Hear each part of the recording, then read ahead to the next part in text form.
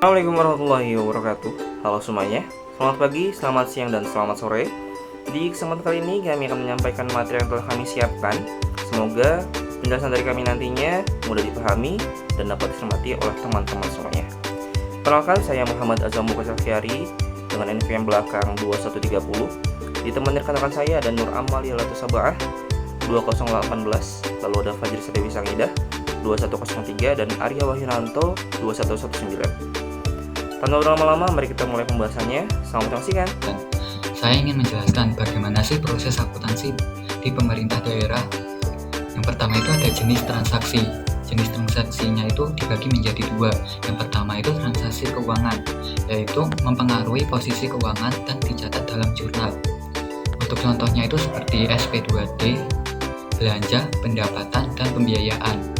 Kemudian jenis transaksi yang kedua itu transaksi non-keuangan, yaitu tidak dicatat di jurnal, hanya di register. Contohnya itu SPP, SPM, dan SPJ. Untuk alur proses akuntansi itu ada 8 tahapan. Yang pertama itu penjurnalan, yaitu mencatat transaksi ke buku jurnal secara kronologis.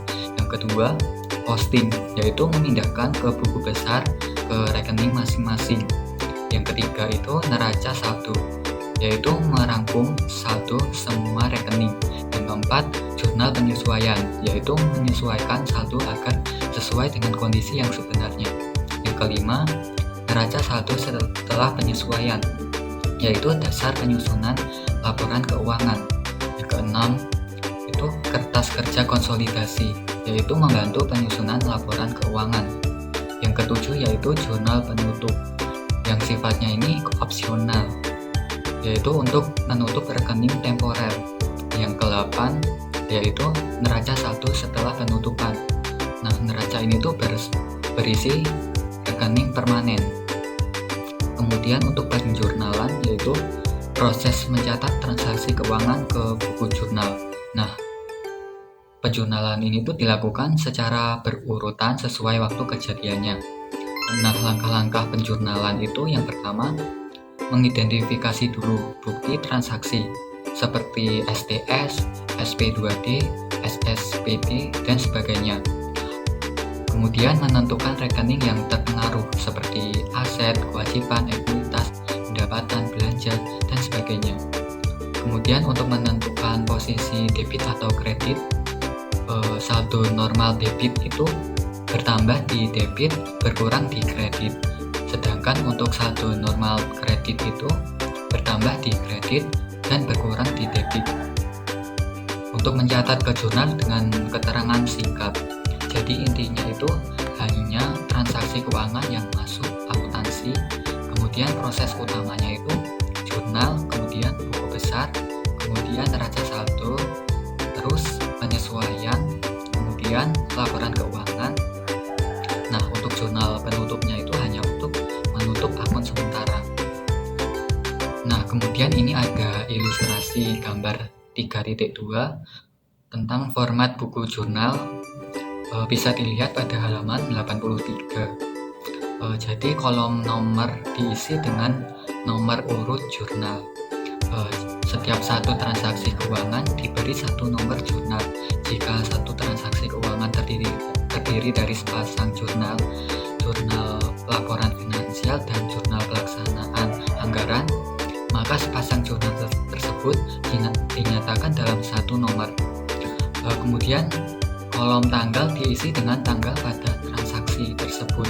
Kemudian kolom ref itu singkatan dari referensi, itu bisa diisi dengan nomor bukti transaksi. Kemudian bagian kolom kode rekening itu diisi dengan kode rekening yang sesuai dengan bagan akun standar. Kemudian kolom nama rekening diisi dengan nama rekening yang sesuai dengan kode rekening pada bagan akun standar. Kemudian kolom standar diisi dengan tanda stick mark atau centang itu jika sudah diposting ke buku besar. Kemudian kolom debit atau kredit itu diisi dengan nominal transaksi dalam mata uang rupiah. Akuntansi anggaran. Apa itu anggaran?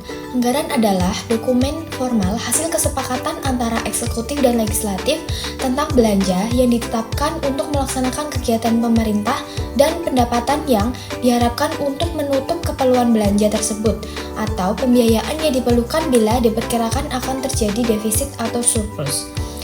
Fungsi anggaran. Yang pertama, pernyataan kebijakan publik.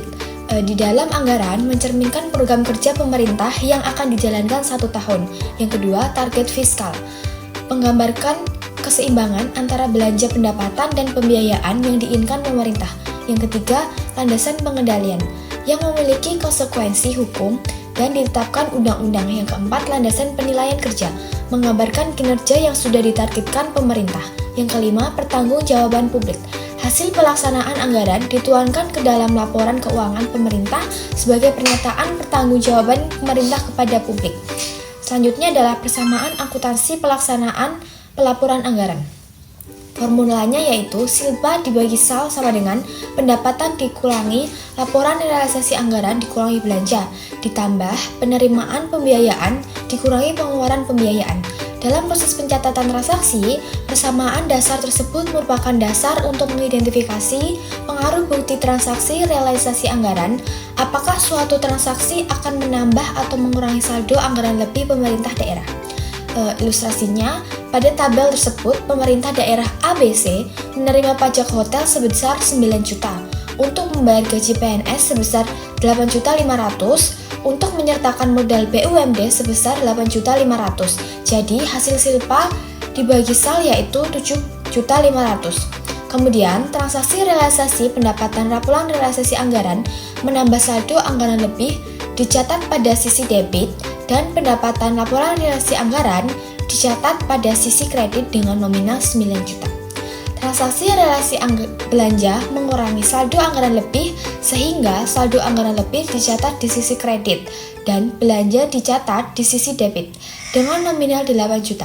Transaksi pengurang modal mengurangi saldo anggaran lebih sehingga saldo anggaran lebih dicatat di sisi kredit dan pengeluaran biaya di sisi debit sebesar 8.500.000. Kita lihat di tabel 3.1 yang berisi aturan debit dan kredit dalam sistem pelaporan pelaksanaan anggaran, yaitu yang pertama pendapatan LRA. Jika di kredit bertambah, jika di debit berkurang, saldo nominalnya menjadi kredit. Yang kedua, belanja dan transfer. Jika di debit bertambah, jika di kredit berkurang, saldo nominalnya menjadi debit. Yang ketiga, penerimaan pembiayaan. Jika di kredit bertambah, jika di debit berkurang, saldonya menjadi kredit. Yang keempat, pengeluaran pembiayaan. Jika di debit bertambah, jika di kredit berkurang, saldo nominalnya menjadi debit. Yang terakhir adalah silpa per sal. Jika di debit bertambah, jika di kredit berkurang, saldo nominalnya menjadi debit. Selanjutnya itu ada jurnal pelaksanaan anggaran atau JPA. JPA ini adalah jurnal yang digunakan untuk mencatat transaksi-transaksi yang merupakan realisasi anggaran atas pendapatan LRA, belanja, transfer, penerimaan pembiayaan, dan pengeluaran pembiayaan pemerintah daerah selama satu periode. Penjurnalan ini itu menggunakan basis kas, sehingga penjurnalan ini hanya dilakukan terhadap transaksi yang mengakibatkan aliran kas masuk dan aliran kas keluar serta berpengaruh pada realisasi anggaran pemerintah belanja daerah.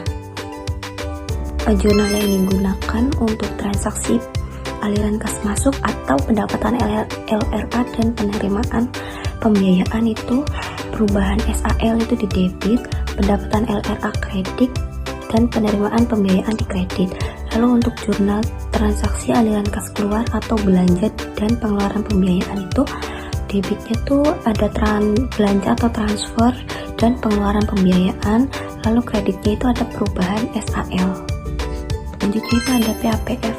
PAPF ini merupakan rumus dasar yang menunjukkan keseimbangan antara kekayaan yang dimiliki perusahaan dengan sumber pendanaan kekayaan tersebut. Rumusnya itu aset sama dengan utang plus ekuitas dalam kurung pendapatan dikurangi dengan modal. Baik, selanjutnya itu jurnal pelaporan finansial, yaitu proses pencatatan transaksi keuangan secara sistematis dan kronologis. Proses ini menjadi dasar dalam penyusunan laporan keuangan serta menggunakan prinsip aktual, yaitu transaksi diakui saat terjadi agar informasi yang dihasilkan akurat dan dapat dipercaya. Jadi bisa kita pahami ya bahwa jurnal pelaporan finansial itu bukan sekedar mencatat transaksi, tapi juga menjadi dasar utama dalam menyusun laporan keuangan. Karena nanti yang dicatatkan secara sistematis dan kronologis ya, maka setiap transaksi itu bisa ditelusuri dengan jelas.